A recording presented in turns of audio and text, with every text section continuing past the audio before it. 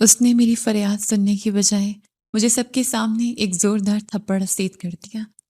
میں لڑکھڑا کر زمین پر گرا تو میرے گلے میں موجود وہ پرانا لاکٹ ٹوٹ کر اس افسر کے جوتے کے پاس گرا۔ میں نے سوچا آج میری موت یا مزید ضلالت پکی ہے، مگر جیسے ہی اس مغرور آفیسر کی نظر اس لاکٹ پر پڑی، اس کا چہرہ پتھر کا ہو گیا۔ وہ افسر جس کے نام سے شہر کامتا تھا، وہیں کھڑے کھڑے میرے قدموں میں گر گیا اور زاروں قطار رونے لگا۔ پورا دفتر حیران تھا کہ یہ غریب کی لاکٹ میں ایسا کیا راز تھا جس نے ایک جلاد آفیسر کو موم بنا دیا۔ میرا نام فرحان ہے۔ ہم 3 بھائی تھے اور ابا ہمارے بچپن میں ہی وفات پا چکے تھے۔ میں اپنے بھائیوں میں سب سے چھوٹا تھا۔ دونوں بڑے بھائی شادی شدہ اور برسر روزگار تھے۔ میں نے بھی اپنی تعلیم مکمل کی تھی اور نوکری کی تلاش میں تھا۔ انہی دنوں اماں نے ضد پکڑ لی کہ میری بھی شادی کرنی ہے۔ اماں، آپ کیسی باتیں کر رہی ہیں؟ میرے پاس تو بھی کوئی نوکری تک نہیں ہے۔ میں کسی کی بیٹی کو لا کر کیا کھلاؤں گا؟ میں نے پریشانی سے اماں کو سمجھانے کی کوشش کی۔ رزق دینے والی اللہ کی ذات ہے پتر، تو بس ہاں کر دے۔ میری بھانجی ہے، نیک سیرت لڑکی ہے، تیرے لیے اس سے بہتر رشتہ مجھے پورے خاندان میں نہیں ملے گا۔ اماں نے اپنے ضد پر قائم رہتے ہوئے کہا، لیکن اماں، بڑے بھائی اور بھابیاں کیا سوچیں گے؟ میں ابھی ان کے پیسوں پر پل رہا ہوں۔ شادی کے بعد میرے خرچے بڑھ جائیں گے۔ میں اپنا بوجھ تو اٹھا نہیں پا رہا، ایک اور انسان کا بوجھ کیسے اٹھاؤں گا؟ میں نے حقیقت پسندی سے کام لیتے ہوئے دلیل دی۔ تو اس کی فکر نہ کر، جب تیرا نکاح ہوگا تو اللہ تیرے رزق کے دروازے بھی کھول دے گا۔ میں نے اپنی بہن کو زبان دے دی ہے اور اب میں پیچھے نہیں ہٹ سکتی۔ اماں کا فیصلہ اٹل تھا۔ میں مزید بحث نہ کر سکا اور خاموش ہو گیا۔ اماں نے میری شادی اپنی بھانجی سے کروا دی۔ اس وقت میں بھائیوں کے پیسوں پر پل رہا تھا، کیونکہ ابھی تک مجھے کوئی مستقل روزگار نہیں مل رہا تھا۔ شادی ہوتے ہی جیسے کہ مجھے ڈر تھا، میری ذمہ داریاں بڑھ گئیں اور گھر کا ماحول یکسر تبدیل ہو گیا۔ بھابھیوں نے روزمرہ کی باتوں پر تانے دینا شروع کر دیے۔ ایک صبح ناشتے کی میز پر بڑی بھابھی نے چائے کا کپ زور سے میز پر پٹکتے ہوئے کہا، فرحان، تم کب تک اپنے بھائیوں کی کمائی پر عیش کرتے رہو گے؟ اب تم اکیلے نہیں ہو، تمہارے ساتھ ایک اور جان بھی جڑ چکی ہے۔ میں نے خاموشی سے چائے کا گھونٹ بھرا اور سر جھکا کر بولا، بھابھی، میں کوشش کر رہا ہوں، روز انٹرویو دینے جاتا ہوں۔ اللہ نے چاہا تو جلدی کوئی اچھی نوکری مل جائے گی۔ کوششوں سے گھر نہیں چلتے فرحان، روز روز کے بہانے اب نہیں چلیں گے۔ اب تمہاری بیوی کے بھی 100 نخرے اور خرچے ہیں۔ اسے نئے کپڑے چاہیے، اچھا کھانا چاہیے، یہ سب کون اٹھائے گا؟ اس کو کمانا چاہیے اور تمہیں یہ بات سمجھنی چاہیے۔ دوسری بھابھی نے بھی فوراً طنز کا تیر چلایا۔ ان کے لہجے کی کاٹ سیدھی میرے دل پر لگی۔ میری بیوی جو کچن کے دروازے پر کھڑے یہ سب سن رہی تھی، اس کی آنکھوں میں آنسو آ گئے۔ میں نے کرسی پیچھے دھکیلی اور کھڑا ہو گیا۔ بھابھی، خدا گواہ ہے، میں پوری کوشش کرتا ہوں کہ کہیں بھی کوئی کام ملے تو کر لوں۔ میں کسی کا محتاج نہیں بننا چاہتا۔ میں اپنا اور اپنی بیوی کا بوجھ خود اٹھا لوں گا۔ آپ لوگوں کو تانے دینے کی ضرورت نہیں ہے۔ میں نے سختی سے جواب دیا، ہاں ہاں، دیکھ رہے ہیں ہم تمہاری کوششیں۔ اتنا پڑھ لکھ کر بھی محنت مزدوریاں کرتے پھرتے ہو۔ لوگ ہمیں تانے دیتے ہیں کہ ان کا دیور اتنا پڑھا لکھا ہو کر بھی سڑکوں پر خوار ہو رہا ہے۔ ہماری ناک کٹوا کے رکھ دی ہے تم نے۔ بڑی بھابھی نے تڑخ کر جواب دیا۔ میں وہاں سے بنا کچھ کھائے پیے باہر نکل گیا۔ میں سارا دن سڑکوں کی خاک چھانتا۔ جہاں کوئی چھوٹا موٹا کام ملتا میں کر لیتا، لیکن جیسے ہی کوئی مجھے جاننے والا کام کرتے دیکھتا تو ہنستا کہ اتنا پڑھا لکھا ہے اور یہ کام کر رہا ہے۔ گھر کا ماحول روز بروز خراب ہو رہا تھا۔ روز کی ان لڑائیوں، تانوں اور گھر کی روزمرہ کی چپکلش نے اماں کو اندر سے توڑ دیا تھا۔ اماں یہ صدمہ برداشت نہ کر سکیں اور اسی رات انہیں دل کا دورہ پڑا۔ ہم انہیں ہسپتال لے کر بھاگے، لیکن وہ اس دنیا سے چلے گئے۔ اماں کی موت کے بعد میرے سر سے چھت چھن گئی۔ وہ بھائی جو میری جان چھڑکتے تھے اور مجھے اتنا چھوٹا بھائی ہونے کے ناطے بالکل اپنے بیٹوں کی طرح سمجھتے تھے، اچانک سے اپنی بیویوں کے کہنے پر بالکل بدل گئے۔ اماں کے سوئم کے اگلے ہی دن بڑے بھائی نے مجھے اپنے کمرے میں بلایا۔ فرحان، اب تم اپنا بندوبست خود کر لو، بہت ہو گیا تمہارا یہ ڈرامہ۔ بڑے بھائی کا لہجہ انتہائی سرد تھا۔ آپ یہ کیا کہہ رہے ہیں بھائی جان؟ میں کہاں جاؤں گا؟ میں تو ابھی بے روزگار ہوں اور اماں کو گزرے ہوئے ابھی دن ہی کتنے ہوئے ہیں۔ میں نے بے یقینی سے ان کی آنکھوں میں دیکھا۔ جہاں مرضی جاؤ فرحان، ہمارا تم سے اب کوئی تعلق نہیں۔ یہ گھر، یہ جائیداد سب ہماری محنت سے بنا ہے، اس میں تمہارا کوئی حصہ نہیں ہے۔ تم نے آج تک اس گھر میں ایک ڈھیلا نہیں دیا۔ منجلے بھائی نے بھی بڑے بھائی کی ہاں میں ہاں ملاتے ہوئے کہا، لیکن یہ ابا کا گھر ہے، میرا بھی اس پر حق ہے۔ جب ابا کی وفات ہوئی تھی تو ہم کرائے کے مکان میں تھے۔ ہم نے دن رات ایک کر کے یہ مکان بنایا ہے۔ تم اس وقت اسکول میں تھے۔ اس گھر کی ایک ایک اینٹ پر ہماری کمائی لگی ہے۔ تم شرافت سے اپنا سامان اٹھاؤ اور یہاں سے نکل جاؤ، ورنہ ہمیں دھکے دے کر نکالنا پڑے گا۔ بڑے بھائی نے حتمی فیصلہ سنا دیا۔ یہ حقیقت بھی تھی کہ اس گھر میں میری کوئی کمائی شامل نہیں تھی۔ میں نے ان سے مزید کوئی بحث نہیں کی۔ میری غیرت نے گوارا نہیں کیا کہ میں ان کے سامنے ہاتھ پھیلاؤں۔ میں نے خاموشی کے ساتھ اپنے کمرے سے اپنا اور اپنی بیوی کا بوریا بستر اٹھایا اور اس گھر سے چل دیا جہاں میں کھیل کود کر بڑا ہوا تھا۔ ہم سارا دن سڑکوں پر خوار ہوتے رہے۔ شام کے وقت بمشکل ایک انتہائی خستہ حال کرائے کا مکان ملا۔ ہم اب کیا کریں گے فرحان؟ ہمارے پاس تو کھانے تک کے پیسے نہیں ہیں۔ میری بیوی نے مکان کی خالی سیلی ہوئی دیواروں کو دیکھتے ہوئے روتے ہوئے پوچھا، جو بھی کریں گے کم از کم ان کے روز روز کے تانوں اور ذلت سے تو بہتر ہوگا۔ تم فکر نہ کرو، میں محنت مزدوری کر لوں گا، لیکن تمہیں بھوکا نہیں مرنے دوں گا۔ میں نے اسے تسلی دی اور سامان فرش پر رکھنے لگا، لیکن کام ابھی تک کوئی مستقل نہیں ملا تھا۔ کہیں دہاڑی لگ جاتی، کوئی مزدوری مل جاتی تو کوئی 2 پیسے آتے جس سے گھر کا چولہا جل جاتا۔ کئی راتیں ہم نے فاقوں میں گزاری۔ ایک رات سردیوں کی بارش ہو رہی تھی اور چھت سے پانی ٹپک رہا تھا۔ فرحان، ہماری شادی کو 4 سال ہو گئے ہیں۔ ہمارے ہاں اولاد نہیں ہے۔ خاندان والی باتیں بناتے ہیں۔ ہم کسی اچھی ڈاکٹر کو کیوں نہیں دکھاتے؟ بیوی نے میرے پاس بیٹھتے ہوئے آنسو صاف کرتے ہوئے کہا، لوگوں کے کام ہے باتیں بنانا، تم ان کی باتوں پر دھیان مت دیا کرو۔ اللہ دے گا جب اس کی مرضی ہوگی، تب تک ہمارے حالات بھی شاید کچھ بہتر ہو جائیں گے۔ میں نے بات کو ٹالنا چاہا، لیکن فرحان، مجھے ڈر لگتا ہے کہیں ہم ہمیشہ کے لیے بے اولاد تو نہیں رہ جائیں گے۔ میں بھی ایک ماں بننا چاہتی ہوں، کسی کو اپنے سینے سے لگانا چاہتی ہوں۔ ہم کسی سرکاری ہسپتال سے ہی علاج کروا لیتے ہیں۔ وہ ضد کرنے لگی۔ میں نے کہہ دیا نا کہ اللہ دے گا۔ میرے پاس اتنے پیسے نہیں ہیں کہ میں ڈاکٹروں کی فیسیں اور دوائیوں کے خرچے اٹھا سکوں۔ جتنے میں کماتا ہوں اس میں اس خستہ حال گھر کا کرایہ، بجلی کا بل اور گیس کا بل بمشکل پورے ہوتے ہیں۔ تم علاج کی باتیں کرتی ہو، یہاں 2 وقت کی روٹی پوری نہیں ہوتی۔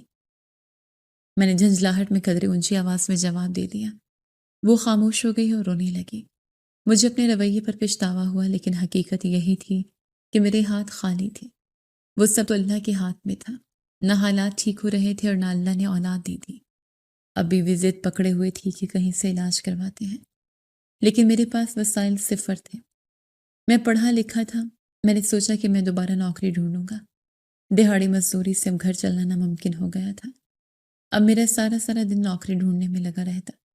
جو تھوڑی بہت محنت مزدوری کرتا تھا اب اس سے بھی گیا تھا، کیونکہ سارا دن انٹرویوز، دفتروں اور فیکٹریوں کے چکروں میں لگ جاتا تھا۔ ایک دن گھر میں آٹا تک نہیں تھا۔ میں صبح سویرے گھر سے ایک امید لے کر نکلا، بیگم آج خصوصی دعا کرنا کہ مجھے نوکری مل جائے، کیونکہ اب تو گھر کا راشن بھی بالکل ختم ہو چکا ہے۔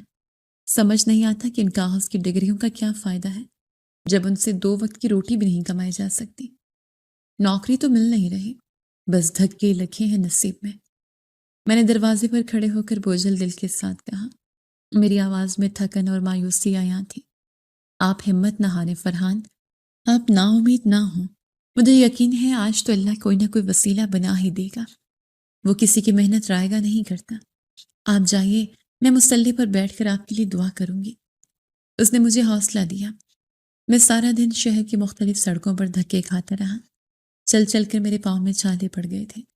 جس دفتر بھی جاتا وہیں سے دھتکار دیا جاتا۔ کہیں سفارش کی مانگ تھی تو کہیں رشوت کی۔ پیدل چل چل کر میرا برا حال ہو چکا تھا، کیونکہ میرے پاس واپسی کے کرائے کے لیے بھی پیسے ہی نہ تھے اور مجھے آج بھی نوکری نہیں ملی تھی۔ سورج غروب ہو رہا تھا اور میں مایوس، تھکا ہارا آہستہ آہستہ چلتا گھر کی طرف آ رہا تھا۔ میرے ذہن میں مسلسل خیالات کی جنگ چل رہی تھی۔ شاید میرا نصیب ہی بہت ٹھنڈا ہے۔ نہ ہی نصیب میں اللہ نے اولاد لکھی ہے اور نہ ہی کوئی باعزت روزگار۔ لوگ ٹھیک کہتے تھے، میں کسی قابل نہیں ہوں۔ یہ نا امیدی میرے دل کی گہرائیوں میں اتر آئی تھی۔ مجھے ایسا لگتا تھا کہ اب آگے کی ساری زندگی اسی طرح افلاس، بھوک اور تانوں میں گزارنی پڑے گی۔ جیسے ہی میں اپنے خستہ حال گھر کے دروازے پر پہنچا، میرے قدم زمین میں گڑ گئے۔ دروازے کے باہر ٹھنڈے کچے فرش پر ایک بچی پڑی تھی جس کی عمر تقریباً 1.5 سال ہوگی۔ وہ فرش پر بے سد سو رہی تھی کہ شاید بہت دیر رونے کے بعد نڈھال ہو کر سو گئی تھی۔ اس کے گانوں پر آنسوں کے سوکھے ہوئے نشان تھے۔ مجھے سخت حیرانگی ہوئی کہ میری بیوی اندر اتنی بے خبر تھی۔ اس سے معلوم ہی نہ ہو سکا کہ ہمارے دروازے پر کوئی بچی پڑی ہے۔ میں نے گھبرا کر ادھر ادھر گلی میں دیکھا، سوچا شاید کسی پڑوسی کی بچی ہوگی، کوئی بھول گیا ہوگا، ابھی آ کر لے جائے گا۔ لیکن گلی بالکل سنسان تھی۔ پھر یوں معصوم اس جان کو لاوارث فرش پر پڑا دیکھ کر مجھ سے رہا نہ گیا۔ میں اس کے پاس جھکا تو دیکھا کہ اس بچے کے پاس ایک سفید کاغذ کا ٹکڑا پڑا تھا۔ میں نے کانپتے ہاتھوں سے وہ خط نما کاغذ اٹھایا تو اس پر موٹے اور کھردرے حروف میں لکھا تھا، اس منحوس کو یتیم خانے چھوڑا۔ خط پڑھتے ہی میرے جسم میں غصے کی ایک لہر دوڑ گئی۔ مجھے بہت حیرانگی اور بے پناہ غصہ آیا کہ کوئی بے حس انسان نہ جانے کیوں اس پھول جیسی بچی کو یہاں چھوڑ گیا۔ جن لوگوں کو اللہ اولاد دیتا ہے وہ اولاد کو صرف بیٹی کے روپ میں ہی برداشت کرتے ہیں۔ یہ جاہل لوگ نہیں سمجھتے کہ بیٹیاں تو گھر کی رحمت ہوتی ہیں، اور کوئی ظالم اس بیٹی کو زحمت سمجھ کر یہاں پھینک گیا اور اسے منحوست کا نام دے دیا۔ میں نے بنا کچھ سوچے سمجھے اس بچی کو اپنے ہاتھوں میں اٹھا لیا۔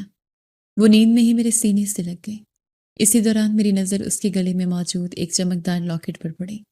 وہ لاکٹ میرے کرتے کے بٹن میں اٹک گیا۔ میں نے احتیاط سے وہ لاکٹ اس کے گلے سے کھول کر اتارا اور بلا جھجک اپنے گلے میں پہن لیا۔ میں نے اسے مضبوطی سے سینے سے لگایا اور سیدھا گھر کے اندر لے آیا۔ میرے دل میں اس کے لیے ایک عجیب سی ممتا اور محبت جاگ اٹھی تھی، شاید اس لیے کہ میرے پاس اپنی کوئی اولاد نہیں تھی۔ یہ کس کا بچہ لے آئے ہو فرحان؟ میری بیوی جو صحن میں بیٹھی تھی اسے دیکھ کر ہڑبڑا کر اٹھی اور حیرانگی سے بولی۔ میں نے اسے وہ پرچی تھمائی اور ساری کہانی بتائی کہ وہ کیسے دروازے پر پڑی تھی۔ یا اللہ، کیسا ظالم انسان ہوگا جس نے اس معصوم کلی کو سردی میں یوں مرنے کے لیے چھوڑ دیا۔ میری بیوی کی آنکھوں میں آنسو آ گئے۔ اس نے فوراً آگے بڑھ کر بچی کو مجھ سے لے کر اپنے سینے سے لگا لیا۔ فرحان، اسے ہم اپنی بیٹی بنا کر پال لیتے ہیں، دیکھیں تو کتنی پیاری ہے۔ میں ایسا کرتا ہوں کہ صبح محلے میں اور آس پاس پتہ کروں گا، اگر کسی کی ہوئی تو شاید واپس کر دوں۔ ہو سکتا ہے کسی غصے میں آ کر پھینک گیا ہو اور اب اس کے دل میں رحم آ جائے جو اسے منحوس کہہ کر یہاں پھینک گیا ہے۔ میں نے حقیقت پسندانہ بات کی کیونکہ کسی کی بچی کو یوں رکھ لینا بھی تو قانوناً جرم ہو سکتا تھا۔ نہیں فرحان، کوئی ضرورت نہیں ہے کہیں پتہ کرنے کی۔ بیوی نے سختی سے مجھے ٹوکا۔ اگر اس شخص کو اس کی ذرا سی بھی ضرورت ہوتی تو اسے یوں سردی میں کتے بلیوں کے آگے کیوں پھینک کر جاتا؟ اس کاغذ پر صاف لکھا ہے کہ اسے یتیم خانے چھوڑا۔ وہ اسے اپنے ساتھ رکھنا ہی نہیں چاہتا، بس آج سے ہم اسے اپنی بیٹی بنا کر پالیں گے۔ یہ اللہ کی طرف سے ہمارے لیے تحفہ ہے، لیکن بیگم، ہمارے اپنے حالات، ہم اسے کیا کھلائیں گے؟ میں نے اپنی مجبوری سامنے رکھی۔ جہاں سے اللہ ہمیں کہیں نہ کہیں سے سوکھی روٹی دیتا ہے، وہاں سے اس کا رزق بھی دے گا۔ مجھے پورا یقین ہے کہ یہ اپنے نصیب کا رزق ساتھ لے کر آئے ہیں۔ اس کے لہجے میں ایک عجیب سا یقین تھا۔ میں اس کی بات سن کر مسکرا دیا اور بولا، تم ٹھیک کہتی ہو، ہر بندے کے لیے اللہ نے اس کا رزق آسمان سے اتارا ہے، اور رزق دینے کا وعدہ تو اللہ نے خود کیا ہے، تو پھر ہم کون ہوتے ہیں گھبرانے والے؟ یاد سے ہماری بیٹی ہے۔ اگلے ہی دن میں صبح سویرے دوبارہ سے نوکری کی تلاش میں نکلنے کے لیے تیار ہوا۔ جاتے وقت میں نے اس بچی کا منہ اور ماتھا چوما۔ نہ جانے کیوں مجھے دل سے ایسا محسوس ہو رہا تھا جیسے یہ کئی مہینوں سے میرے ساتھ ہی ہو، جیسے یہ میری اپنی سگی بیٹی ہو۔ بچی کے لیے یہ نیا ماحول اور ہم نئے لوگ سب عجیب لگ رہا تھا۔ وہ 1.5 سال کی بچی تھی لیکن ہم دونوں کی طرف دیکھ دیکھ کر مسلسل رو رہی تھی۔ اور رو مت میری گڑیا، میں تیرے لیے شام کو واپسی پر ڈھیر سارے کھلونے لاؤں گا، میں نے اسے پچکارتے ہوئے کہا۔ پھر ہم دونوں کی محبت اور شفقت پا کر اسے شاید محسوس ہونے لگا کہ ہم اسے کوئی نقصان نہیں پہنچائیں گے۔ بچے پیار کی زبان سمجھتے ہیں۔ اسے اتنا پیار مل رہا تھا کہ کچھ ہی دیر رونے کے بعد وہ بالکل خاموش ہو گئی تھی اور میری بیوی کے کندھے سے لگ کر پرسکون ہو گئی۔ میں گھر سے نکل کر کام ڈھونڈنے کے لیے شہر کی طرف چل پڑا۔ میں نے اپنا انٹرویو دیا۔ مجھے حیرانگی تو تب ہوئی جب انٹرویو لینے والی مینیجر نے میرے کاغذات دیکھے اور پہلی ہی ملاقات میں مجھے کہا مسٹر فرحان، آپ کی قابلیت ہمارے معیار کے مطابق ہے، آپ کل سے جوائن کر سکتے ہیں۔ مجھے اس ملٹی نیشنل کمپنی میں ایک بہترین جاب مل گئی تھی۔ میری خوشی کی کوئی انتہا نہیں رہی تھی۔ تنخواہ بھی اتنی اچھی خاصی تھی کہ میں نے کبھی خواب میں بھی نہیں سوچی تھی۔ میں وہاں سے نکلا تو میرے پاؤں زمین پر نہیں ٹک رہے تھے۔ میں سیدھا خوشی سے جھومتا ہوا گھر گیا۔ مجھے دل کی گہرائیوں سے لگ رہا تھا کہ وہ بچی کوئی منحوس نہیں بلکہ بہت خوش نصیب تھی اور ہمارے لیے رحمت بن کر آئی تھی۔ بیگم، باہر آؤ، آج کمال ہو گیا۔ میں گھر پہنچا تو دروازہ کھلتے بیوی کو یہ خوشخبری سنائی۔ کیا ہوا فرحان؟ اتنے خوش کیوں ہو؟ وہ بچی کو گود میں لیے باہر آئے۔ مجھے اسی شہر کی سب سے بڑی ملٹی نیشنل کمپنی میں نوکری مل گئی ہے اور تنخواہ اتنی ہے کہ ہمارے سب دکھ درد دور ہو جائیں گے۔ میں نے چیخ کر کہا تو وہ بھی خوشی سے رونے لگی۔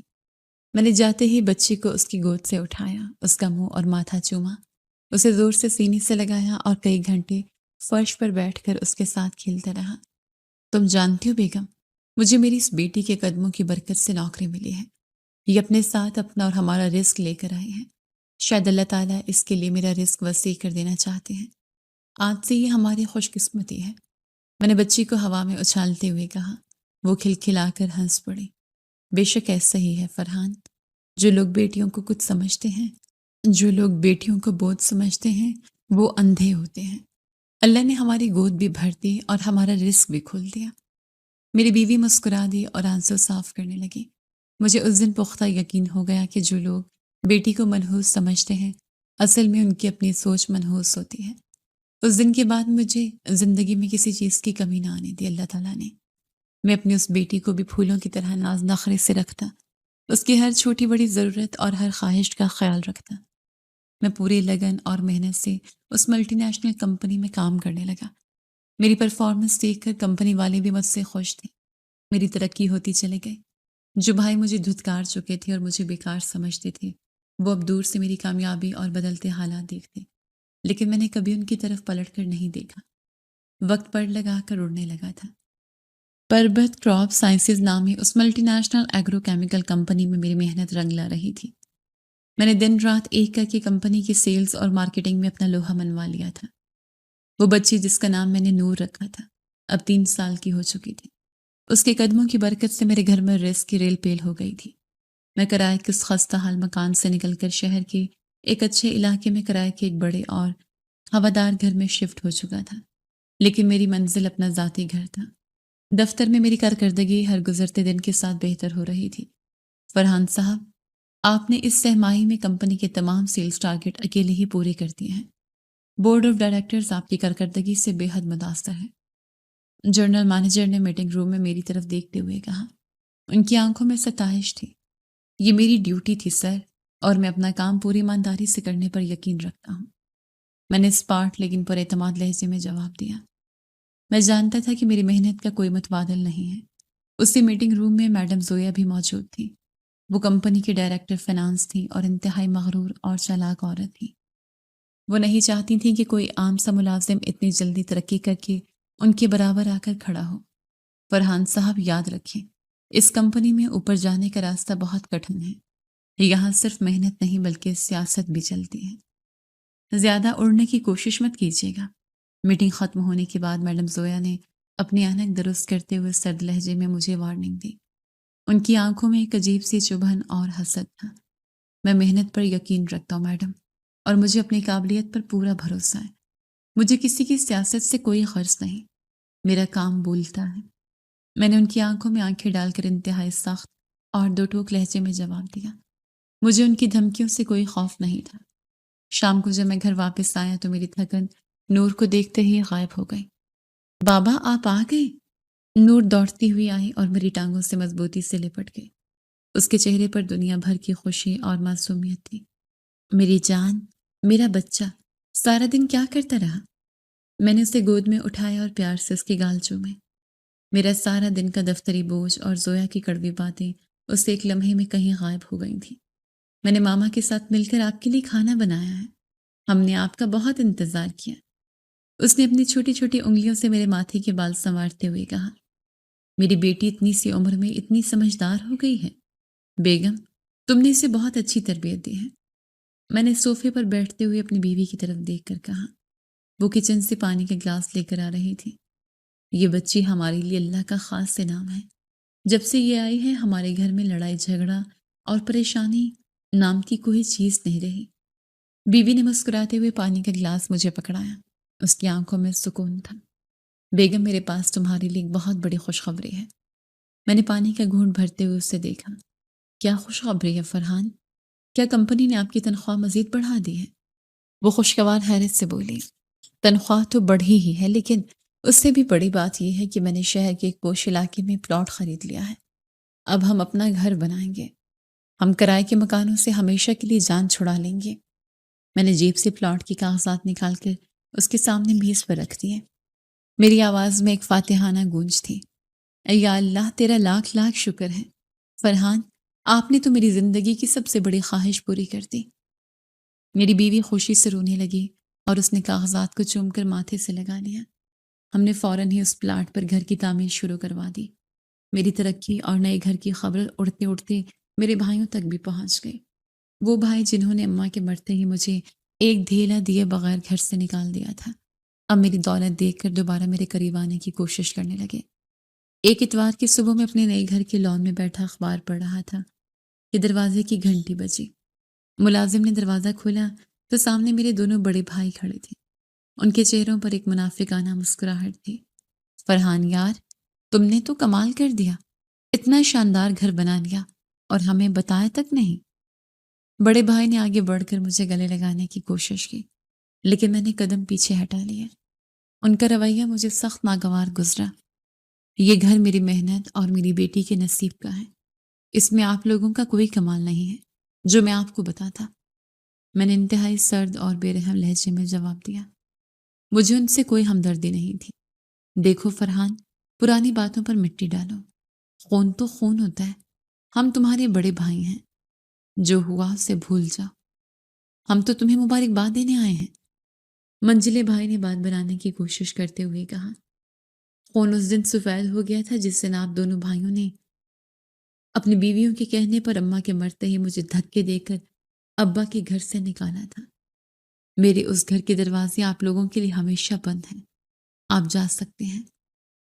میں نے بغیر کسی ہچکچاہٹ کے انہیں دو ٹوک الفاظ میں گھر سے نکلنے کا راستہ دیا۔ میں ان کی منافقت مزید برداشت نہیں کر سکتا تھا۔ وہ دونوں بے عزتی محسوس کرتے ہوئے وہاں سے چلے گئے۔ میں تب سے اسی ملٹی نیشنل کمپنی میں کام کر رہا تھا اور بہت اچھا کما رہا تھا۔ ایک دن میرا گھر بن گیا۔ اب میں اپنے ذاتی گھر میں تھا، کرائے کا گھر نہیں تھا۔ یہ سب کچھ میری بیٹی کی وجہ سے تھا۔ اس کے قدم اس قدر مبارک تھے کہ میری زندگی میں کوئی رکاوٹ باقی نہیں رہی تھی۔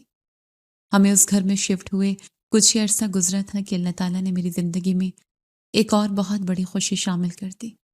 شادی کے کئی سال گزرنے کے بعد اور نور کو گود لینے کے پورے 4 سال بعد میری بیوی امید سے تھی۔ فرحان، اللہ نے ہماری سن لی ہے۔ ڈاکٹر نے پکی خوشخبری دی ہے۔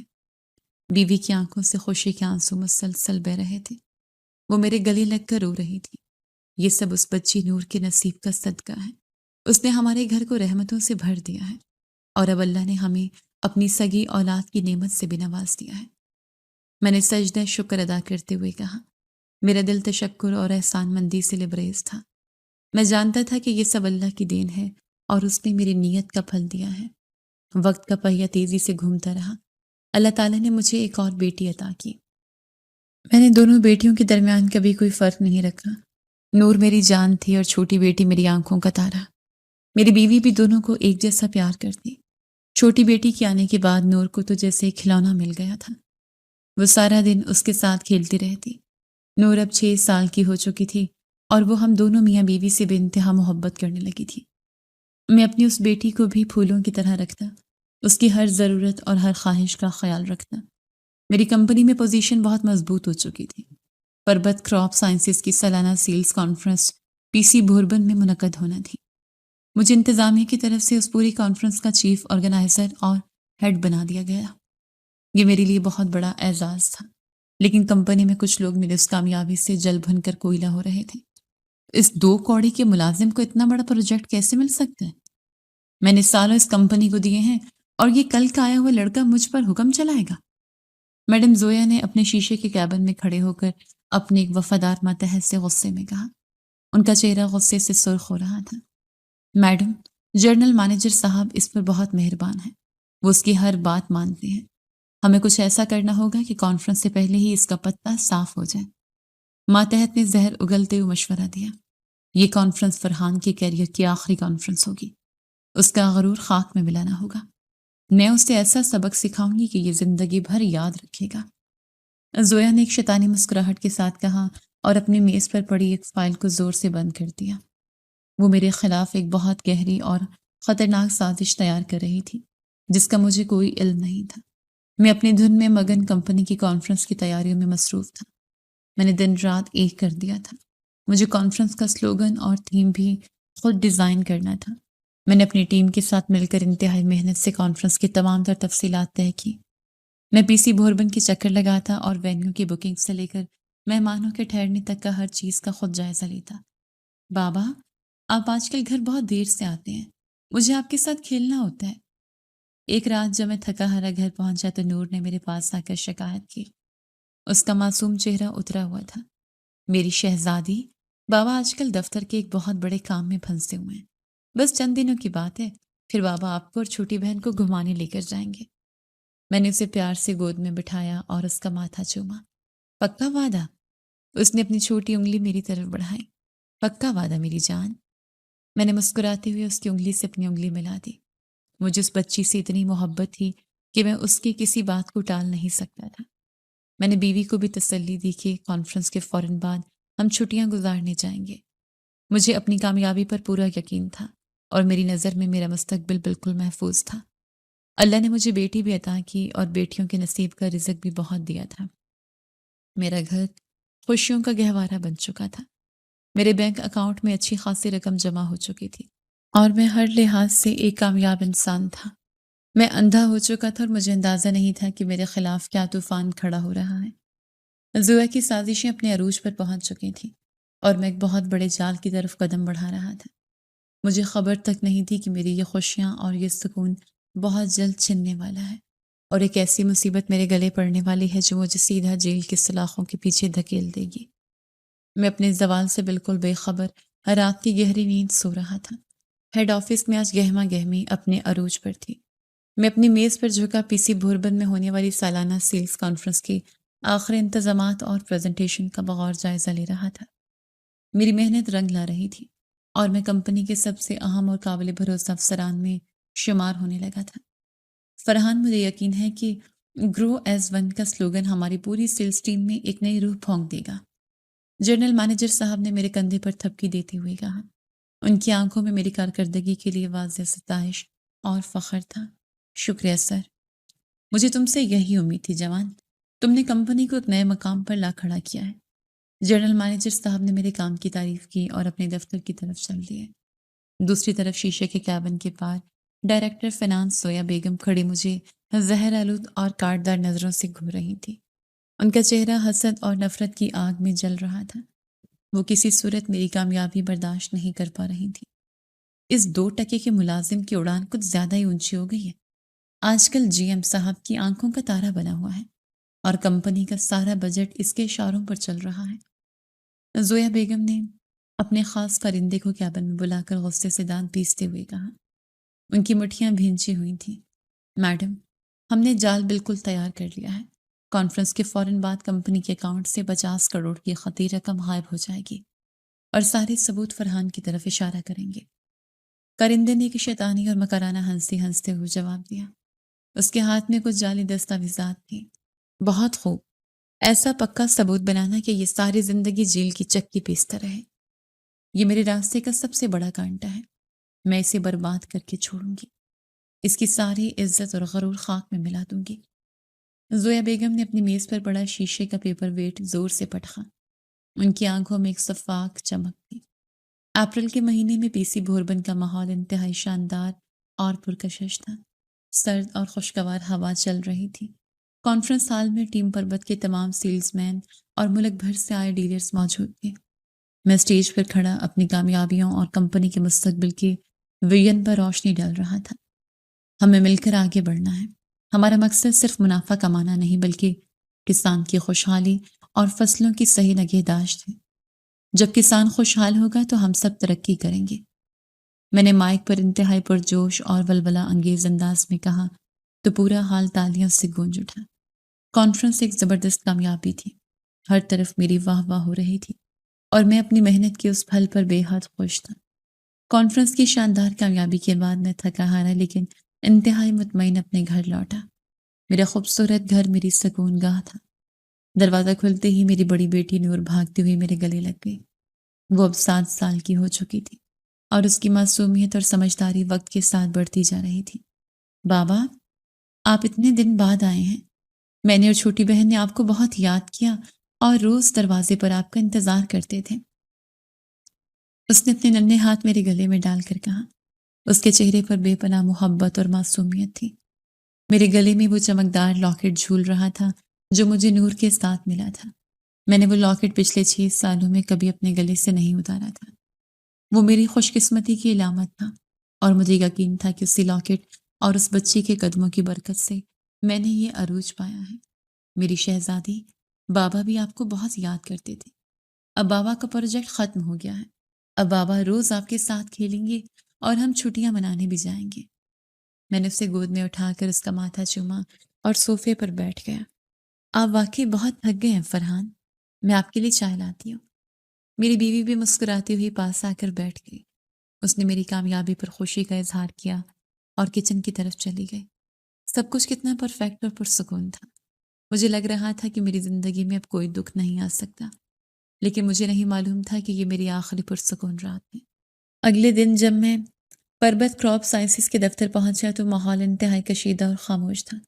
سب لوگ مجھے عجیب و غریب نظروں سے دیکھ رہے تھے۔ مجھے کچھ گڑبڑ کا احساس ہوا۔ فرحان صاحب، آپ کو جی ایم صاحب نے فوراً اپنے دفتر میں طلب کیا ہے، ریسیپشنسٹ نے گھبرائی ہوئی آواز میں مجھے بتایا۔ میں سیدھا جنرل مینیجر کے دفتر میں داخل ہوا۔ وہاں زویا بیگم اور کمپنی کے چیف آڈیٹرز پہلے سے موجود تھے۔ کمرے کی فضا میں ایک عجیب سی گھٹن تھی۔ جی ایم صاحب کا چہرہ غصے، مایوسی اور صدمے سے سرخ ہو رہا تھا۔ فرحان، یہ سب کیا ہے؟ مجھے تم سے یہ امید ہرگز نہیں تھی۔ تم نے کمپنی کے ساتھ اتنا بڑا دھوکہ کیا اور میرے پیٹ میں چھرا گھونپا۔ انہوں نے ایک بھاری فائل میرے منہ پر دے ماری۔ فائل کے کاغذات فرش پر بکھر گئے۔ کون سا دھوکہ سر؟ میں کچھ سمجھا نہیں۔ میں نے تو دن رات کمپنی کے لیے خون پسینہ ہی کیا ہے۔ کانفرنس میں کتنی شاندار رہی، آپ خود گواہ ہیں۔ میں نے حیرت، پریشانی اور صدمے سے بکھرے ہوئے کاغذات اٹھائے ہوئے پوچھا۔ خون پسینہ نہیں، تم نے کمپنی کا خون چوسا ہے۔ 50 کروڑ روپے غائب ہے اور جس غیر ملکی اکاؤنٹ میں یہ رقم ٹرانسفر ہوئی ہے وہ تمہارے نام پر ہے۔ تم ایک چور اور دھوکے باز ہو فرحان۔ زویا بیگم نے اپنی کرسی سے اٹھ کر انتہائی حقارت، نفرت اور زہریلے پن سے چلاتے ہوئے کہا۔ ان کی آنکھوں میں فتح کی چمک تھی۔ یہ سفید جھوٹ ہے، یہ میرے خلاف کوئی بہت بڑی سازش ہے۔ میں بے گناہ ہوں سر، میں تو اتنی دیر سے اس کمپنی میں کام کر رہا ہوں، میں نے کبھی 1 روپے کی ہیرا پھیری نہیں کی۔ آپ میرا ریکارڈ چیک کر سکتے ہیں۔ میں نے شدید غصے، دکھ اور بے بسی سے کامتے ہوئے جواب دیا۔ میں نے بہت قسمیں کھائیں، صفائیاں دیں، لیکن اس کمرے میں موجود کسی شخص کو میری بات پر کوئی یقین نہیں تھا۔ ثبوت تمہارے خلاف چیخ چیخ کر گواہی دے رہے ہیں فرحان۔ بینک اکاؤنٹس تمہارے نام کے ہیں اور پاسورڈز تمہارے کمپیوٹر سے استعمال ہوئے ہیں۔ پولیس کو بلایا جا چکا ہے۔ اب تم اپنی یہ ساری صفائیاں اور جھوٹی کہانیاں تھانے میں جا کر دینا۔ جی ایم صاحب نے مایوسی سے سر ہلاتے ہوئے کہا۔ ان کی آنکھوں میں اب میرے لیے کوئی ہمدردی یا لحاظ نہیں تھا۔ سر، آپ میرے ساتھ ایسا نہیں کر سکتے۔ یہ عورت مجھ سے حسد کرتی ہے، اس نے مجھے پھنسایا ہے۔ میں نے زویا بیگم کی طرف اشارہ کرتے ہوئے چیخ کر کہا۔ اپنی بکواس بند کرو چور انسان، تم نے چوری کی ہے اور اب تمہیں جیل جانے سے کوئی نہیں بچا سکتا۔ زویا بیگم نے مجھ پر حاوی ہوتے ہوئے سخت لہجے میں دھمکی دی۔ دفتر کے باہر پولیس کی سائرن کی تیز آوازیں گونجنے لگی۔ میرا دل ڈوبنے لگا، میرے پیروں تلے سے زمین نکل چکی تھی۔ جس ملٹی نیشنل کمپنی کو میں نے اپنا خون پسینہ دیا اور دن رات ایک کر کے اسے بلندیوں پر پہنچایا، آج وہی مجھ پر چوری کا اتنا بڑا اور گھناؤنا الزام لگ چکا تھا۔ چند لمحوں بعد پولیس کی بھاڑ بوٹوں کی آوازیں راہداری میں گونجی اور 2 انسپکٹر سیدھے جی ایم صاحب کے کمرے میں داخل ہوئے۔ انہوں نے میری طرف دیکھا اور آگے بڑھ کر میرے بازو مضبوطی سے پکڑ لیے۔ میرے الٹے دن ایک بار پھر شروع ہو چکے تھے۔ میری 7 سال کی نور اور میری بیوی گھر پر میرا بے صبری سے انتظار کر رہی تھی، اور ادھر میرے ہاتھوں میں ذلت کی ہتھکڑیاں لگنے والی تھیں۔ میری ساری عزت، دولت اور وقار ایک ہی لمحے میں خاک میں مل چکا تھا۔ میں ایک ہارے ہوئے جواری کی طرح خالی آنکھوں سے فرش کو دیکھ رہا تھا، اور مجھے سمجھ نہیں آ رہا تھا کہ میں اس اندھی کھائی سے باہر کیسے نکلوں گا۔ پولیس کے بھاری ہاتھ میرے کندھے پر پڑ چکے تھے۔ دفتر کے تمام لوگ تماشا دیکھ رہے تھے اور میں بے بسی کی تصویر بنا کھڑا تھا۔ انسپیکٹر نے میرے ہاتھوں میں ہتھکڑی پہنا دی اور مجھے دھکے دیتے ہوئے باہر لے جانے لگا۔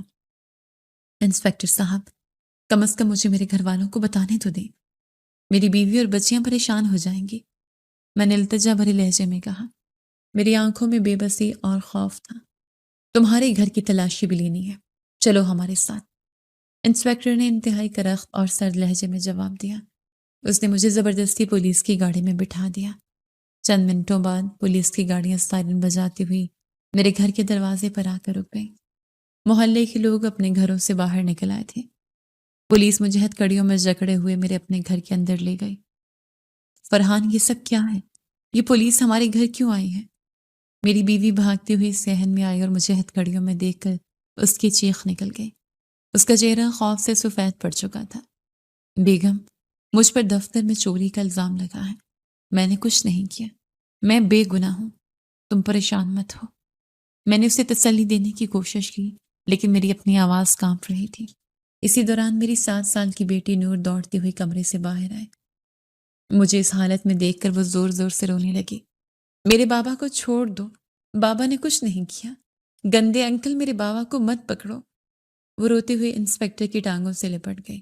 اس کے آنسو میرے دل پر تیر خنجر کی طرح لگ رہے تھے۔ بچی کو پیچھے ہٹاؤ ورنہ ہم سختی کریں گے، ایک کانسٹیبل نے نور کو جھٹکا دیتے ہوئے غصے سے کہا۔ بیگم، اسے سنبھالو، اسے چپ کرواؤ، یہ روئے نہ، میں نے تڑپ کر اپنی بیوی سے کہا۔ میری جان پہ بنائی تھی جو میں نے اپنی اس بیٹی کو بلکتے ہوئے دیکھا، جو مجھ سے بے انتہا محبت کرنے لگی تھی۔ میری بیوی نے روتے ہوئے نور کو مضبوطی سے اپنے سینے سے لگا لیا اور اسے پیچھے کھینچ لیا۔ میں تو پولیس والوں کے ساتھ جیل چلا گیا، لیکن مجھے آج تک اپنی بیٹی کی روتی ہوئی آنکھیں نہیں بھولیں۔ جب مجھے ہتھکڑی لگا کر لے جایا جا رہا تھا، میں جیل جا چکا تھا، حالانکہ میں بے قصور تھا۔ میں نے کوئی چوری نہیں کی تھی، لیکن کوئی میری بات سننے کو تیار نہیں تھا۔ 2 دن تک مجھے حوالات کی اندھیری کوٹھڑی میں رکھا گیا۔ تم نے 50 کروڑ روپے کہاں چھپائے ہیں، سچ سچ بتا دو، ورنہ تمہاری ہڈیاں توڑ دیں گے۔ ایک تفتیشی افسر نے مجھ پر تشدد کرتے ہوئے کڑکدار آواز میں پوچھا۔ اس کی آنکھوں میں وحشت تھی۔ صاحب، میں نے کوئی چوری نہیں کی، میں غریب آدمی ہوں، میری تو اتنی اوقات ہی نہیں ہے، یہ سب میڈم زویا کی سازش ہے، میں نے روتے ہوئے اور درد سے کراہتے ہوئے جواب دیا۔ میں نے بہت قسمیں اٹھائیں، لیکن کسی کو میری بات پر کوئی یقین نہیں تھا۔ ریمانڈ کے دوران مجھے ایک بڑے کمرے میں بلایا گیا۔ اس کمرے میں شہر کے بڑے بڑے افسران موجود تھے۔ کمشنر صاحب ایک کرسی پر بیٹھے تھے اور ان کے ساتھ آئی جی صاحب بھی موجود تھے، جو کسی اور کیس کے سلسلے میں وہاں آئے ہوئے تھے۔ ایک کانسٹیبل نے مجھے دھکا دے کر اندر داخل کیا۔ میں لڑکھڑایا اور سیدھا فرش پر جا گرا۔ اسی کھینچے تانے اور دھکے کے دوران اچانک میری بیٹی کا وہ چمکدار لاکٹ جو میرے گلے میں تھا ٹوٹ کر نیچے گرا اور سیدھا کمشنر صاحب کے چمکتے ہوئے بوٹوں کے پاس جا کر رک گیا۔ اس لاکٹ کے گرنے کی ہلکی سی آواز پورے کمرے کی خاموشی میں گونجی۔ لاکٹ پر کمشنر صاحب کی نظر پڑی، لیکن وہ اسے دیکھ کر حیران رہ گئے۔ پھر اچانک سے انہوں نے کمرے میں موجود ہر شخص کے چہرے کی طرف دیکھا اور وہ لاکٹ اٹھا کر انتہائی غور سے دیکھنے لگے۔ لیکن اچانک سے اس کمرے میں موجود آئی جی صاحب کی نظر اس لاکٹ پر پڑی۔ ان کا چہرہ یکدم پیلا پڑ گیا اور ان کے ہاتھ کانپنے لگے۔ آئی جی صاحب اپنی کرسی سے اٹھے اور تیزی سے کمشنر صاحب کے ہاتھ سے وہ لاکٹ چھین لیا۔ وہ اسے یوں دیکھ رہے تھے جیسے کوئی برسوں پرانی گمشدہ چیز مل گئی ہو۔ ان کی آنکھوں میں اچانک آنسو تیرنے لگے۔ وہ مجھ تک چل کر آئے اور اچانک میرے قدموں میں گھٹنوں کے بل بیٹھ گئے۔ تم بہت معزز انسان ہو، آئی جی صاحب نے روتے ہوئے کہا۔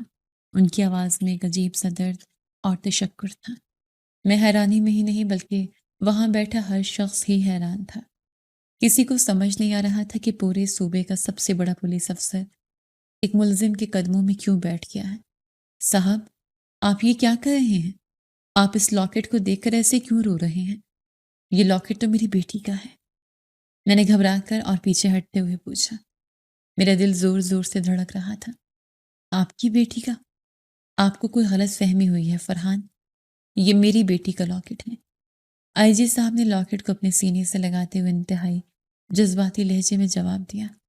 نہیں صاحب، یہ میری بیٹی کا لاکٹ ہے۔ مجھے جب وہ ملی تھی تو یہ اس کے گلے میں تھا۔ میں نے جب آئی جی صاحب سے یہ بات کہی تو وہ آنسوں کے درمیان مسکرائے۔ تم جیسے انسانوں کی ضرورت ہے اس دنیا میں۔ تمہارے پاس پلنے والی بچی کوئی اور نہیں، میری اپنی سگی اولاد ہے، میری گمشدہ بیٹی نور ہے۔ آئی جی صاحب نے ایک ایسا انکشاف کیا کہ میں ہکا بکا رہ گیا۔ میرے ذہن میں جیسے دھماکے ہونے لگے۔ آپ کی بیٹی، آئی جی کی بیٹی میرے گھر میں پل رہی ہے؟ یہ کیسے ممکن ہے؟ میں نے پھٹی ہوئی آنکھوں سے انہیں دیکھتے ہوئے بے یقینی سے پوچھا۔ ہاں فرحان، یہ سچ ہے۔ شاید تمہارے گھر میری بیٹی کے لیے ایک محفوظ پناہ گاہ تھا، اسی وجہ سے وہ وہاں پہنچی۔ آجی صاحب نے اپنے آنسو صاف کرتے ہوئے کہا اور پھر سب کو وہ کہانی بتائی جس نے میرے ہوش اڑا دیے۔ دراصل جب یہ پیدا ہوئی تو میری بیوی وفات پا گئی تھی۔ میری بھابھی ہی اسے پال پوس رہی تھی۔ میں سرکاری کام کے سلسلے میں ایک لمبے عرصے کے لیے ملک سے باہر تھا۔ جب میں واپس آیا تو مجھے یہ خبر ملی کہ میری بیٹی گم ہو گئی ہے۔ میں نے کہاں نہیں اسے ڈھونڈا، لیکن یہ نہیں ملی۔ اس کا وہ لاکٹ بھی ساتھ ہی گم ہو گیا تھا۔ یہی وہ لاکٹ ہے جو میری مرحومہ بیوی کی اکلوتی نشانی تھا اور میری بیٹی کے گلے میں ہوتا۔ آجی صاحب کی آواز درد سے بھاری ہو چکی تھی۔ پھر وہ بچی میرے دروازے پر کیسے پہنچی صاحب؟ اس کے ساتھ تو ایک پرچی تھی جس پر لکھا تھا کہ اس منحوس کو یتیم خانے چھوڑا۔ میں نے وہ پرچی یاد کرتے غصے اور حیرت سے پوچھا۔ مجھے میری بھابھی نے بتایا تھا کہ وہ اغوا ہو گئی ہیں۔ میں در بدر رویا، خاک چھانی، لیکن وہ نہ ملے۔ لیکن تم نے انسانیت کے ناطے میری بیٹی کو سنبھال لیا۔ میری بھابھی نے میرے ساتھ دھوکہ کیا تھا۔ اس نے جائیداد کی لالچ اور مجھ سے خاندانی دشمنی نکالنے کے لیے میری بیٹی کو غائب کروا دیا تھا۔ آئی جی صاحب نے غصے سے مٹھیاں بھیجتے ہوئے کہا۔ تو کیا وہ عورت جس نے اسے پھینکا تھا وہ آپ کی بھابھی تھی؟ میں نے الجھن سے پوچھا۔ بالکل، اور مجھے سب سمجھ آ گیا ہے۔ وہ شخص کیسے چور ہو سکتا ہے جو کسی کی سڑک پر پڑی لاوارث اولاد کو اپنی اولاد سمجھ کر اتنی محبت سے پالتا ہے؟ آئی جی صاحب نے میری طرف دیکھ کر انتہائی فخر سے کہا۔ مجھے میری بیٹی سے دور رکھا گیا، لیکن فرحان، تمہیں اس چیز کا انعام دیا جائے گا۔ تم بے گناہ ہو۔ آئی جی صاحب نے کھڑے ہو کر تمام پولیس افسران کو میری ہتھکڑیاں کھولنے کا حکم دیا۔ میری اسی وقت ضمانت ہو گئی اور میں باعزت بری ہو گیا۔ لیکن کہانی کا اصل انجام ابھی باقی تھا۔ آئی جی صاحب نے فوری طور پر میری کمپنی کے ڈائریکٹر فائنانس زویا بیگم کو گرفتار کرنے کا حکم دیا۔ جب زویا بیگم کو ہتھکڑیاں لگا کر تھانے لایا گیا تو میں حیران رہ گیا۔